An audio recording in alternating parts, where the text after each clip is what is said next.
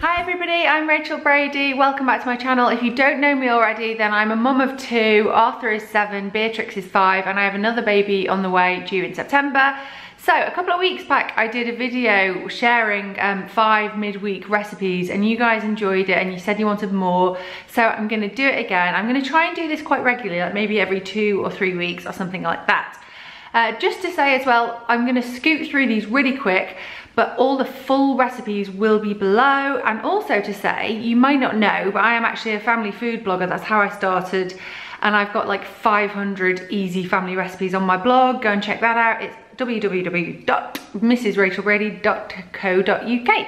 So let's just kick off with the first recipe. We had these last week. It was the first week of the school holidays, and on the Monday we had roast chicken dinner leftover pie. And so when you have a roast chicken dinner or any roast dinner on the Sunday, I don't know about you, but we always find that we just have leftovers.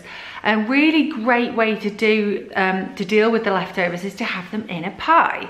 And so what I did, I took some roast chicken. We had loads of actual chicken left over. There was some cooked carrots left over. I chopped those up. And there was also, we'd had a broccoli cheese, but you could do this with cauliflower cheese. The broccoli cheese we had also had leeks in it, so it was lots of veg. I chopped that up as well, so it was into kind of smaller pieces. I made a little bit of extra white sauce to go with. I mixed that all up together into a pie filling, popped it in a pie dish, and then I lay pre-bought, pre-made puff pastry on top, and we served that with sweet corn. It went down so well. The kids ate so much more veg like this than they did the day before for the roast dinner, so that's a top tip for you there. On the Tuesday, we had something we have so much, which is a salmon, broccoli and new potato tray bake, and on this occasion I'd put in corn on the cob as well. So I love this. It's super quick, it's super easy, and it's a proper dinner. So what we did, I got my big oven roasting tray, and I put some broccoli florets in there, and I put some halved, or actually I think they were quartered because they were quite big, waxy new potatoes in there, and I chopped up the corn on the cob into I think 4 pieces. And I tossed those around. Now you can do this plain, salt, pepper, olive oil, fine. You do that most of all. On this occasion, I had some kind of barbecue seasoning, also like Cajun seasoning works really well. Pop a bit of that on, toss it around, a little bit of oil. Bake that at about 180 for like 25 minutes-ish until it's kind of almost cooked. And then what you do, you get your salmon fillets. I love fish skin. If you don't, just do this with the skinless fillets. But what I do, I just make a little bit of room, and I put the salmon fillets in skin side down so they come into contact with the heat of the pan. And I pop those in the oven, season those as well, and they're in for about 12 minutes to 15 minutes. You want them completely, I like fish completely cooked through. You can have it a little pink, but I like it cooked through. And what you've got there is just a really nice nutritionally balanced meal. On this occasion, I served it with a kind of barbecue mayo. We always have a bit of mayo with this. Again, it goes down really well, and it's a real easy dinner in just over half an hour. On the Wednesday, we had chorizo pasta, which is such a favorite in this house. I mean, who doesn't love chorizo? As long as you don't get the spicy one, because we've made that mistake before. That's an error. The kids don't like that. So what we did on this occasion for the chorizo pasta was made it all in one pot. It's the first time I've tried it, and it worked like a treat. So here's what we did. I sauteed off some lots of hidden veg, so like celery, onion, some garlic in there as well, and I think a little bit of carrot.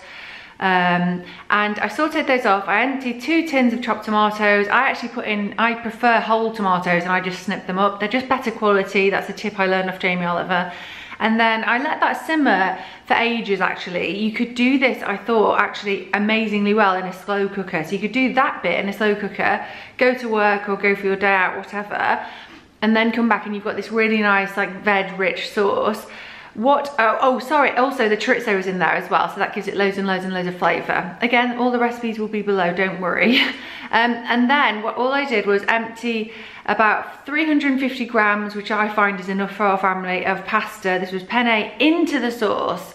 Pop the lid on, give it a little stir, and I let the pasta cook in the sauce. It does take longer cooking pasta this way, so it took about 15 minutes, maybe a little bit more. If you feel like the sauce is drying a little bit, a splash of boiling water makes it nice and loose again.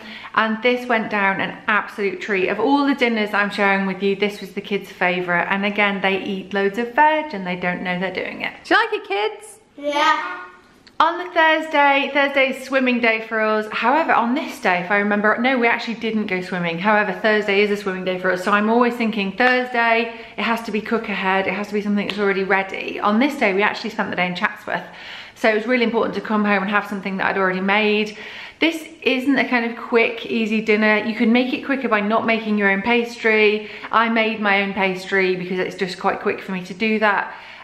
So yeah, it's a cheddar, spinach and red onion tart, like a quiche type thing. And so what you do for this, you grate all your cheddar and then you have softened red onion. You can just fry it off in a pan for a few minutes.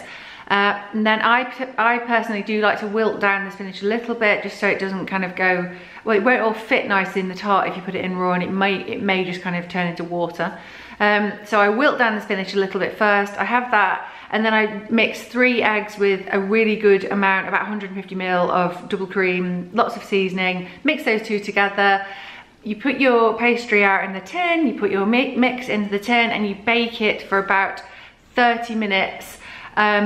And then you can have it cold when you get home, or it's just a really nice tart. We had it with a really nice salad and the kids had that with beans, I think. On the Friday, we had a really nice meal. We were actually at Adam's in-laws for this, and it was Good Friday. So I've got that whole Catholic thing going on of you're not allowed to eat meat on Good Friday. However, I'm remembering now that we actually had a McDonald's en route, so that didn't go so well.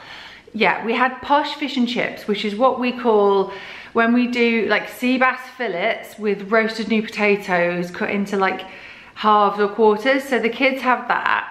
And then what we do to kind of posh it up and make it nice on a Friday night is make salsa verde. So if you've never had salsa verde, for me, it's like the most delicious thing in the world. It's, I don't know, maybe a few of you might find it too strong, but if you like strong and punchy flavors, you'll love it. So basically you get about a handful of capers. I don't chop the capers, I just put them in because I like a chunky salsa verde. Then you do a tin of anchovies, chop those up, grated garlic, lots of fresh parsley, lots of fresh basil chopped up, lots of extra virgin olive oil, whole grain mustard as well. Mix that all up and it just sits for a while, and it's just the strongest, punchiest sauce. It's so good with fish, it's so good with lamb chops. And what it means is that mum and dad can have a nice kind of posh dinner with a really nice salad, and the kids can have a nice fish fillet.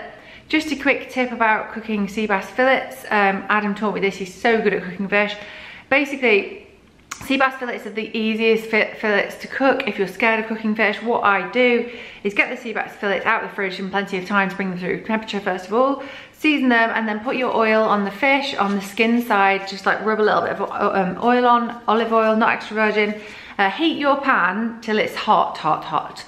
Put your fish skin side down and just leave it. Don't titivate it, don't push it around, just leave it in the pan.